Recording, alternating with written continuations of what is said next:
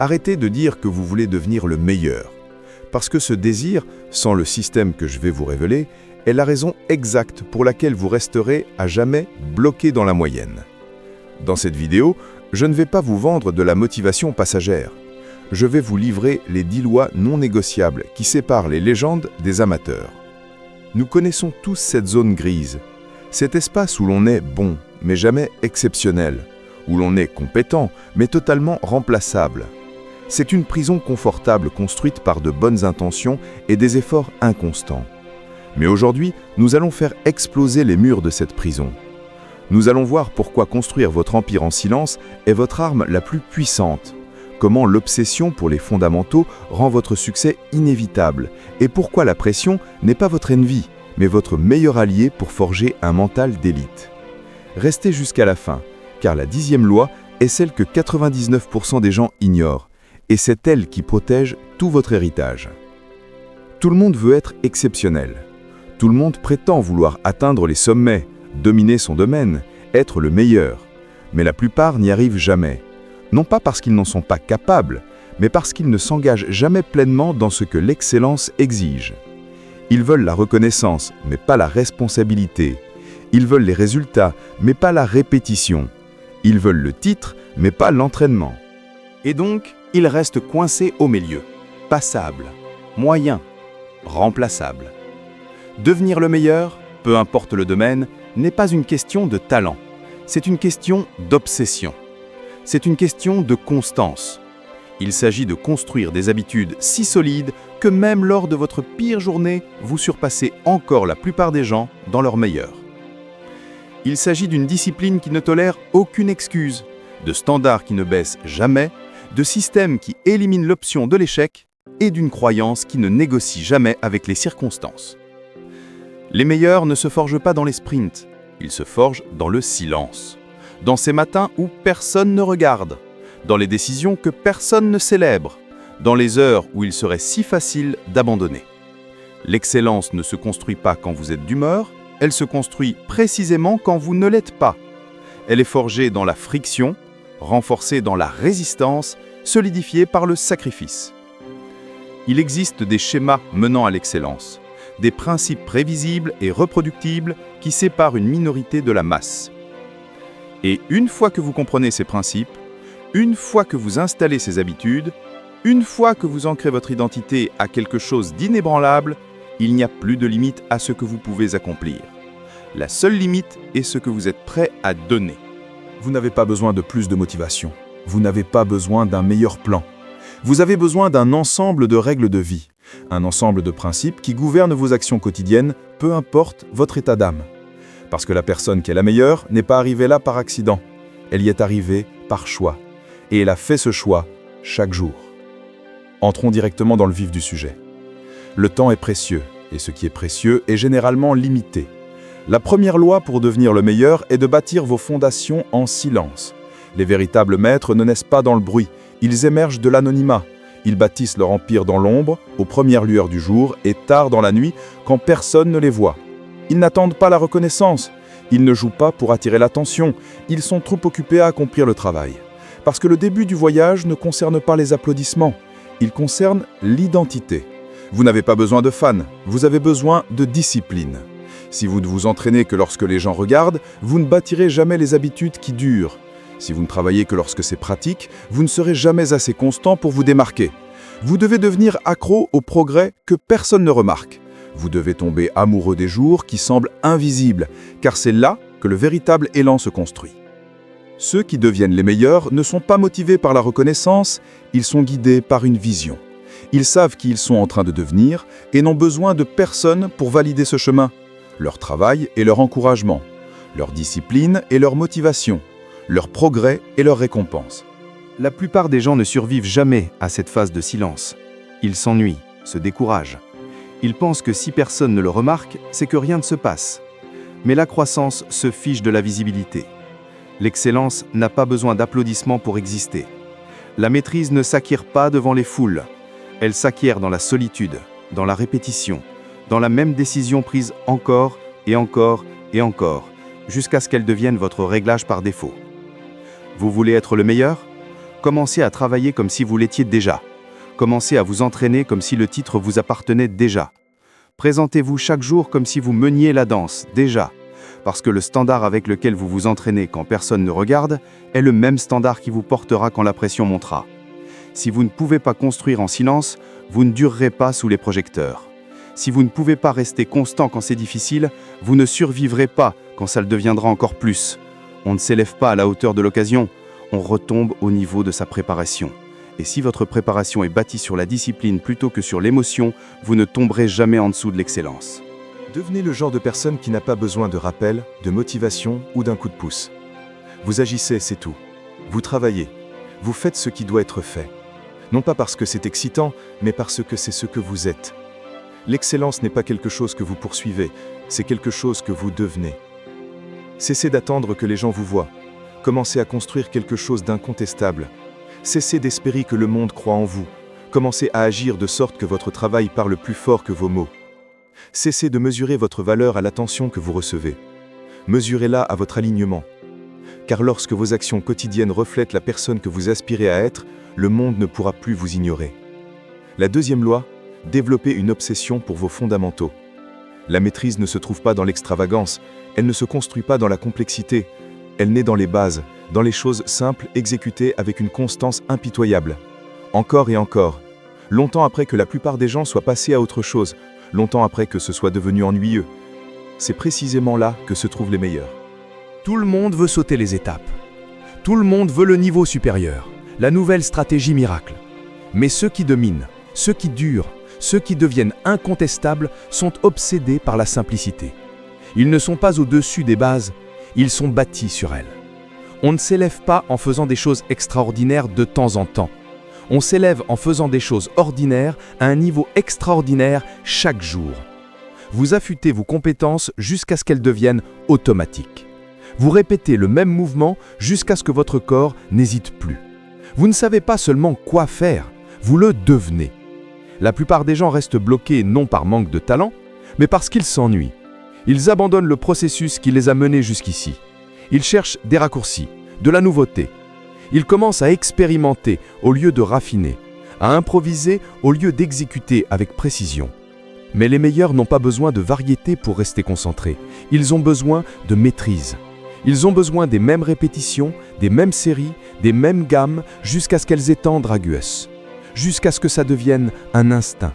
Jusqu'à ce que leur niveau plancher soit plus élevé que le plafond de la plupart des gens. Si vous voulez être le meilleur, arrêtez de chercher la nouveauté. Plongez plus profondément dans ce que vous savez déjà. Étudiez votre art comme s'il était sacré. Décomposez-le, reconstruisez-le, affinez-le. Étudiez vos mouvements, vos décisions, votre rythme. Traquez les détails. Soyez obsédés par la marge. Car l'excellence vit dans les détails. Personne n'est jamais trop bon pour les bases. Quand ça commence à paraître facile, vous n'allez pas voir ailleurs. Vous allez plus fort, vous allez plus deep. Vous accélérez le tempo, la précision, l'intensité. Vous ne vous contentez pas de cocher la case, vous extrayez chaque goutte de valeur du processus. Les meilleurs ne s'entraînent pas jusqu'à ce qu'ils réussissent. Ils s'entraînent jusqu'à ce qu'ils ne puissent plus échouer. Jusqu'à ce que l'exécution devienne un réflexe. Jusqu'à ce que la confiance soit bâtie sur des heures de preuve, pas des moments d'euphorie.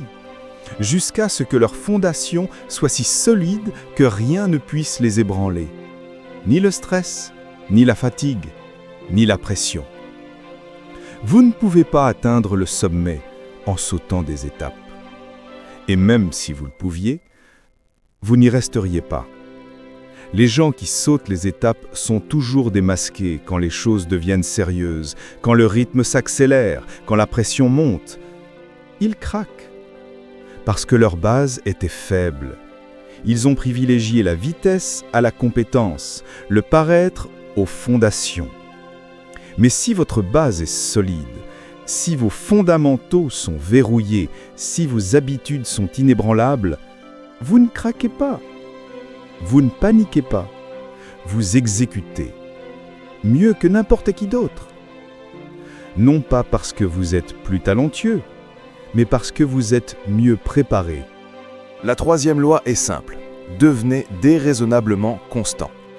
Pas occasionnellement constant, pas constant quand c'est facile ou quand je me sens motivé, déraisonnablement constant. Si constant que les gens se demandent comment vous faites pour être toujours là. Si constant que vos habitudes ne sont plus liées à votre humeur. Si constant que la discipline devient une partie intégrante de votre personnalité. La vérité, c'est que le talent vous trahira. L'émotion s'estompera, la motivation disparaîtra. Mais la constance, elle, continuera. La constance vous portera à travers les vallées. La constance protégera vos progrès lorsque la vie tentera de vous faire dérailler. La plupart des gens s'engagent quand ils en ont envie. Ils vont au bout des choses quand c'est pratique. Ils s'entraînent dur pendant quelques semaines, puis disparaissent pendant quelques autres. Ils tiennent un journal 2 jours, puis arrêtent. Ils se donnent à fond un week-end, puis s'épuisent. Ils commencent fort, mais ils ne durent pas. Ce n'est pas comme ça que l'excellence fonctionne. On ne devient pas une élite en se montrant quand il fait beau. On le devient en se montrant sous la pluie, dans le noir, les jours où tout en vous veut s'arrêter. Les jours où personne ne vous en voudrait de sauter une séance. C'est là que la différence se crée. Ceux qui deviennent les meilleurs ne sont pas ceux qui avaient le plus de dons naturels. Ce sont ceux qui ont pris une décision. Une décision qui disait « Quoi qu'il arrive, je me présente. Peu importe ce que je ressens, j'exécute. Peu importe les conditions, je performe. » Cette décision, répétée quotidiennement, devient une identité. Et c'est de l'identité que proviennent tous vos résultats. Vous n'avez pas besoin de plus d'intensité. Vous avez besoin de plus de fréquence.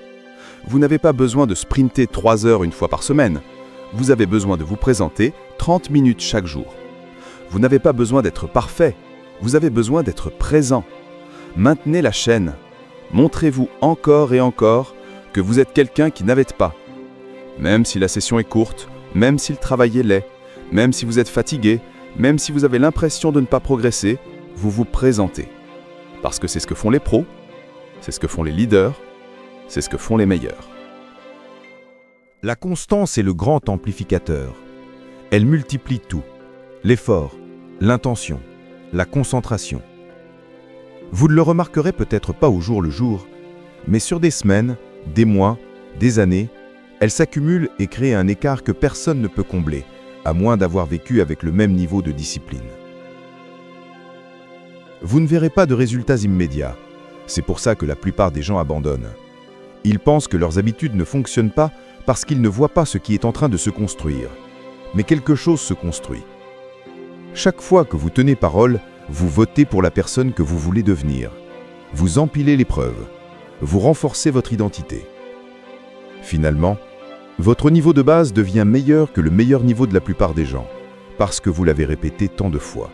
Vous l'avez rendu si automatique, si ancré, que même lors de votre pire journée, vous êtes toujours en mouvement, toujours en croissance, toujours en construction. C'est à ce niveau que vous devez vivre, non pas parce que vous en aurez envie tous les jours, mais parce que vos objectifs méritent la constance plus que votre confort ne mérite une pause. La 4e loi pour devenir le meilleur. Embrassez l'obsession. Les meilleurs ne s'intéressent pas. Ils ne le veulent pas un peu. Ils ne sont pas juste curieux.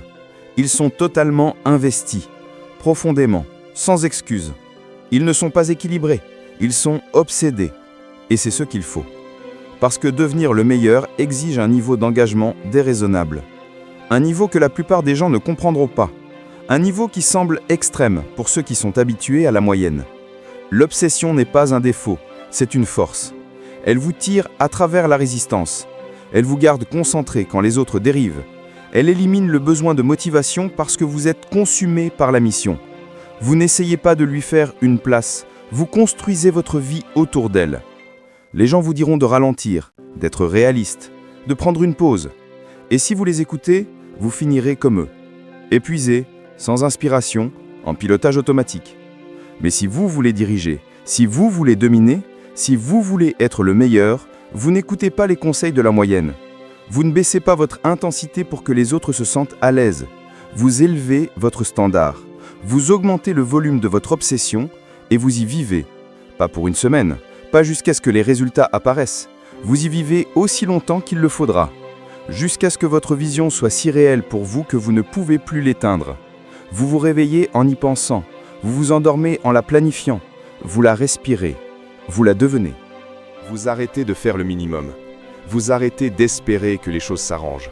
Vous commencez à faire les répétitions supplémentaires, à rester l'heure de plus, à poser les questions en plus, à analyser les enregistrements en plus. Pas parce que quelqu'un vous l'a dit, mais parce que vous ne pouvez pas faire autrement. L'obsession, ce n'est pas être parfait. C'est être possédé par le résultat, être tiré sans relâche par votre potentiel, refuser d'accepter moins que le plus haut niveau. Non pas par pression, mais par principe. Parce qu'au fond de vous, vous savez que vous avez été construit pour plus. Et maintenant, vous agissez en conséquence. La plupart des gens vivent distraits, dispersés entre 100 petits intérêts. Ils n'approfondissent jamais rien. Ils ne s'engagent jamais assez longtemps pour percer. Ils ne dépassent jamais l'ennui, la répétition, la partie difficile. Alors ils restent en surface et se demandent pourquoi rien ne tient. L'obsession résout ce problème.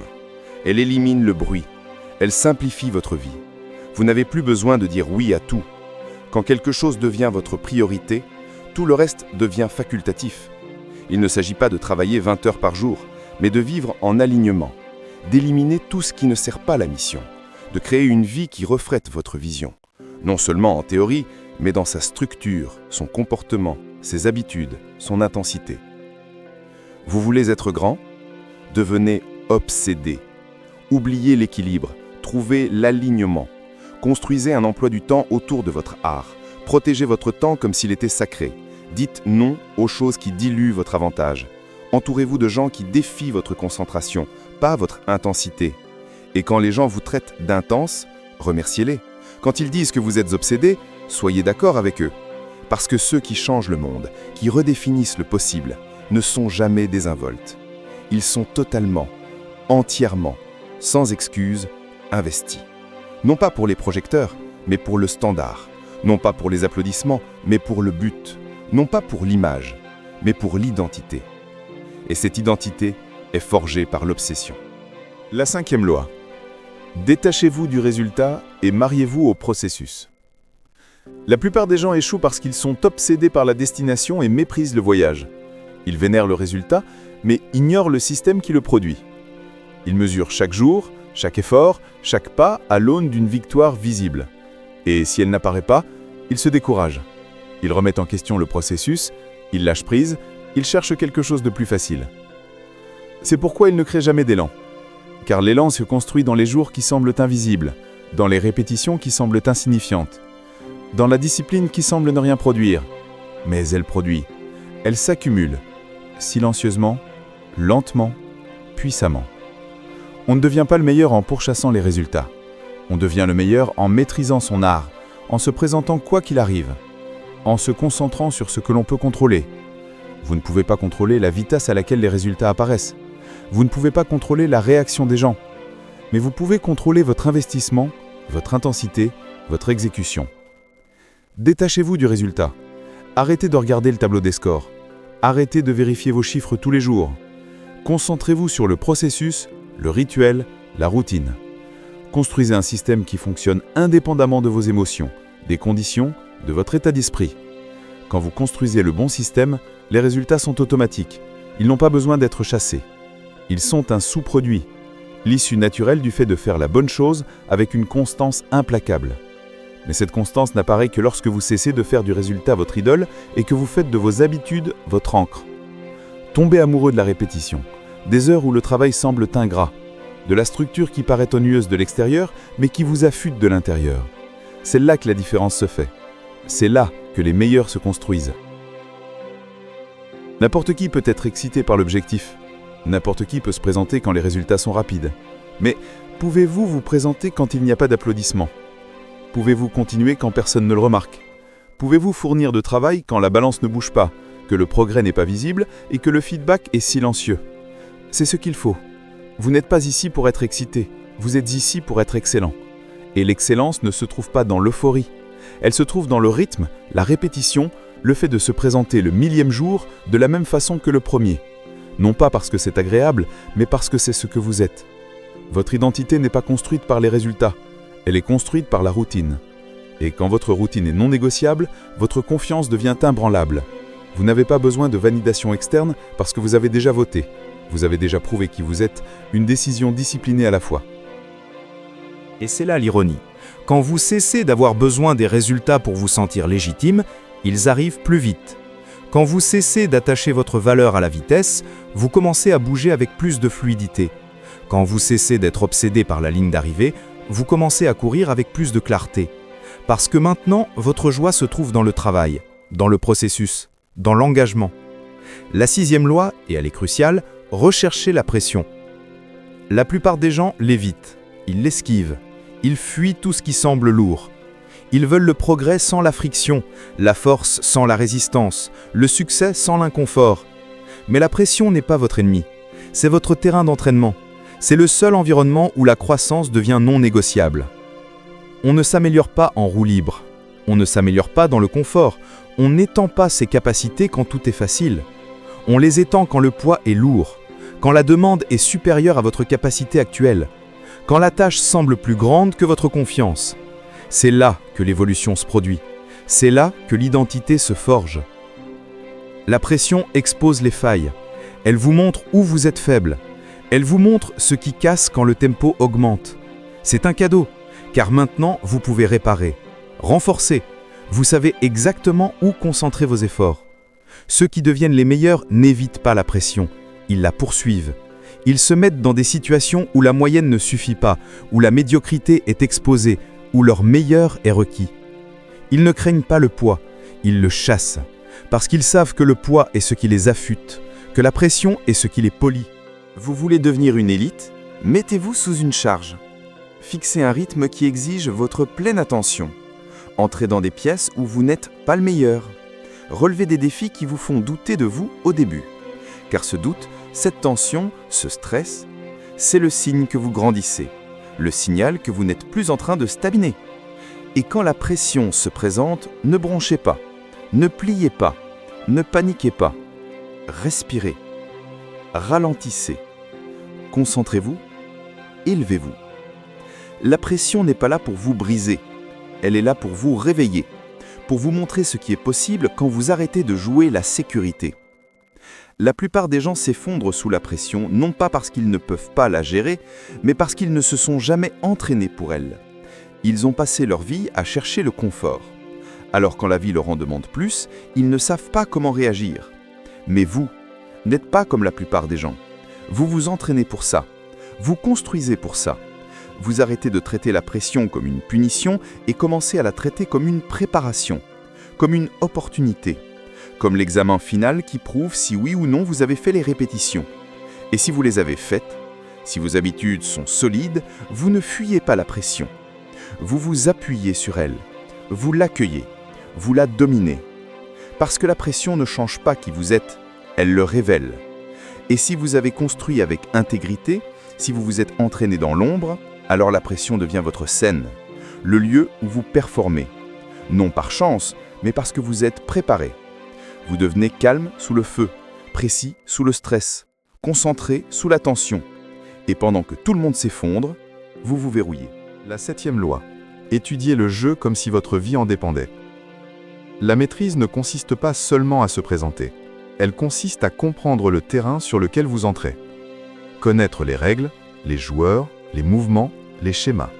Apprendre la psychologie, le rythme, les failles. On ne devient pas le meilleur en improvisant. On le devient en devenant un étudiant.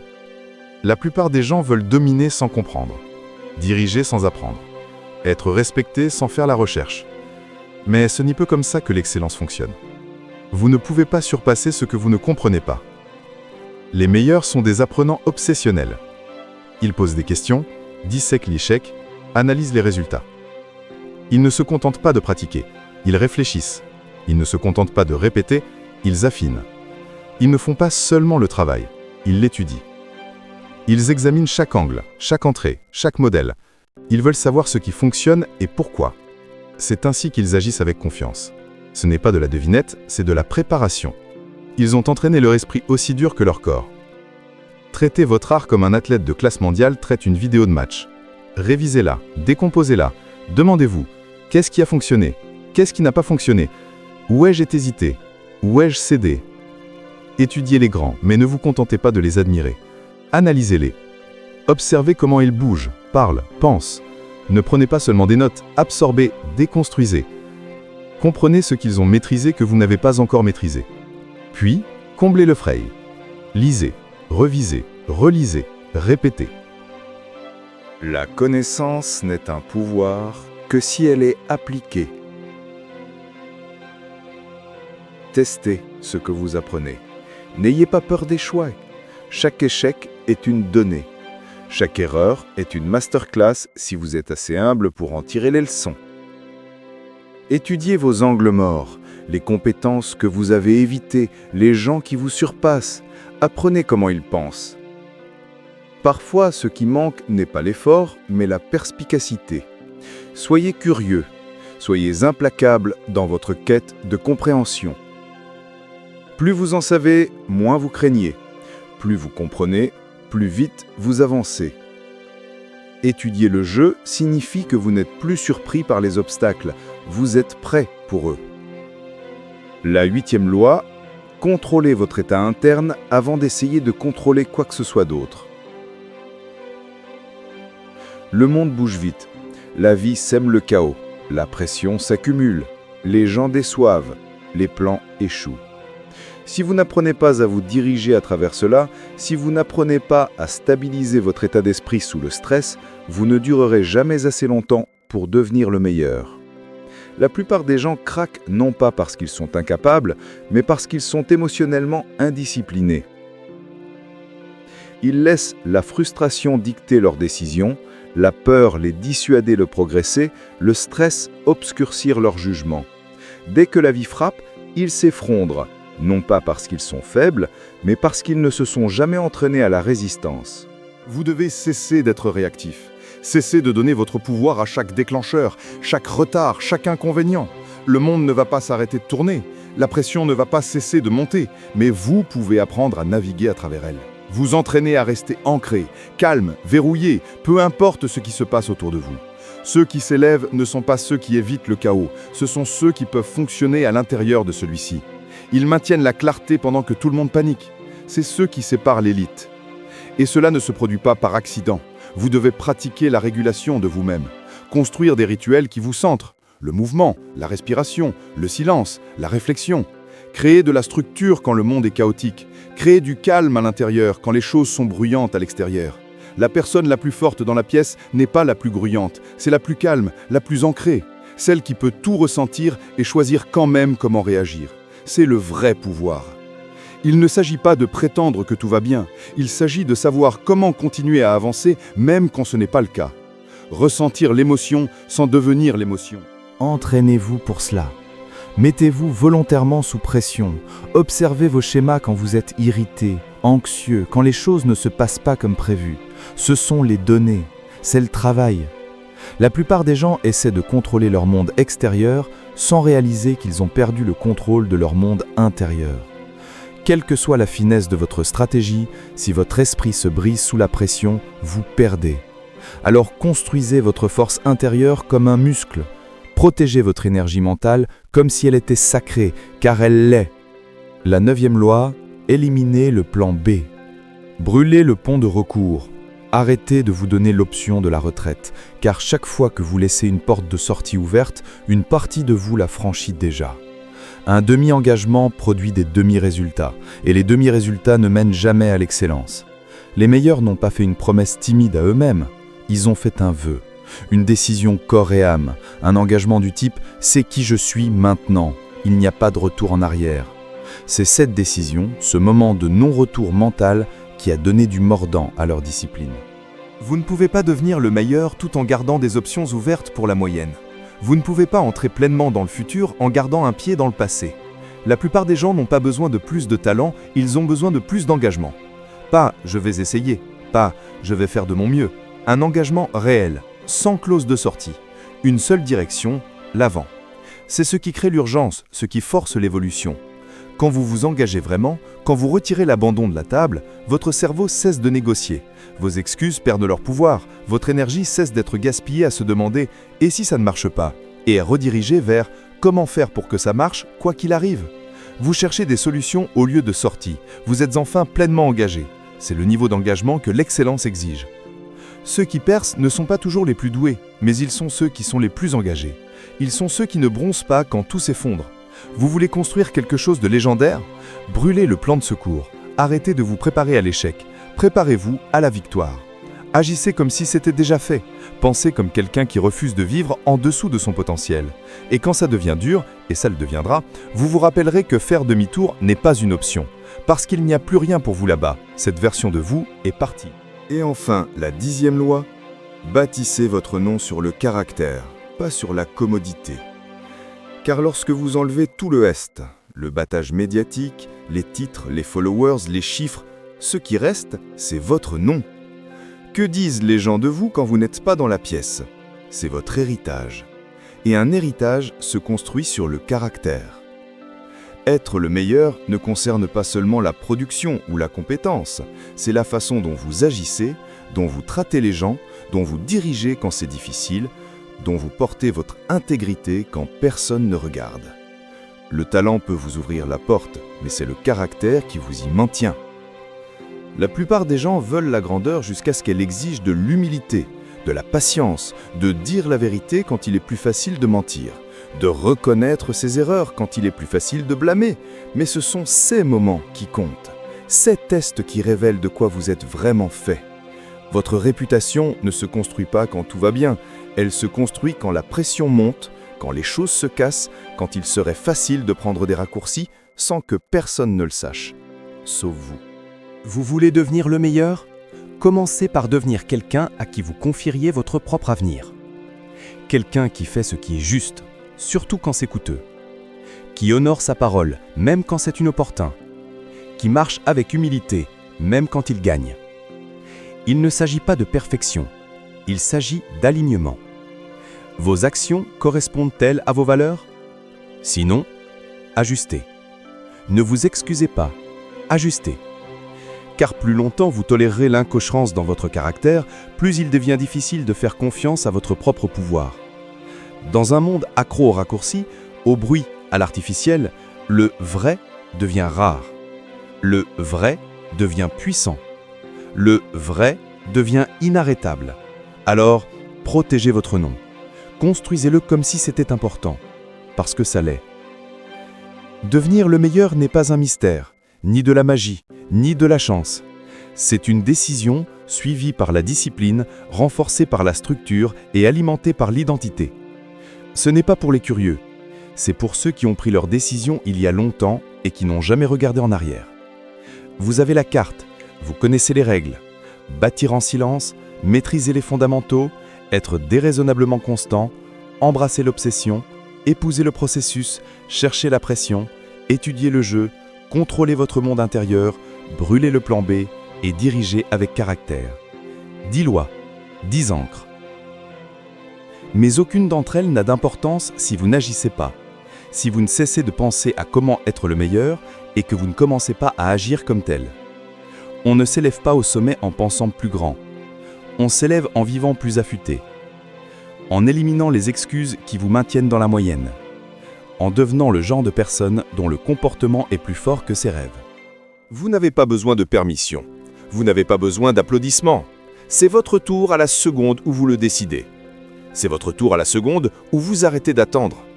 Le sommet n'est pas réservé. Il se gagne. Il se gagne dans le silence, dans la pression, dans la répétition. Il se gagne par celui qui se présente quand c'est dur et qui reste quand c'est ennuyeux. Alors choisissez. Pas demain, maintenant. Choisissez le système. Choisissez le silence. Choisissez le standard. Choisissez de devenir incontestable. Pas pour l'attention, mais pour l'impact. La question n'est donc pas de savoir si vous voulez devenir le meilleur. La question est, laquelle de ces 10 lois est aujourd'hui votre plus grand champ de bataille? Dites-le moi dans les commentaires et engagez-vous publiquement à la conquérir. C'est la première étape. Si cette vision résonne en vous, si vous êtes prêt à construire quelque chose d'inébranlable, abonnez-vous et activez les notifications, car ce n'est que le début de notre travail ensemble.